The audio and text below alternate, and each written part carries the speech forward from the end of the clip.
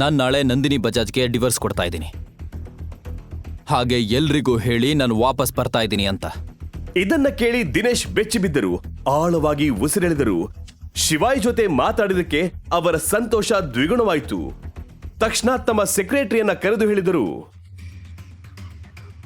ನೋಡಿ, ಎಲ್ಲ ಕಂಪನಿ ಡೈರೆಕ್ಟರ್ಗಳಿಗೆ ಹೇಳಿ ನಾವು ಬೋರ್ಡ್ ಮೀಟಿಂಗ್ ನಡೆಸ್ತಿದ್ದೀವಿ.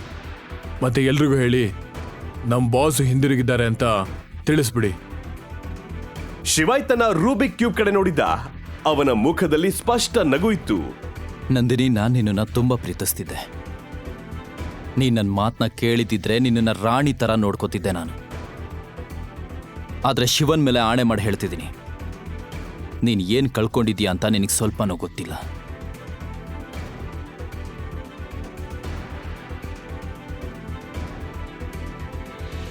ಮುಂದೆ ಕಾದ್ ನೋಡು ಏನಾಗುತ್ತೆ ಅಂತ.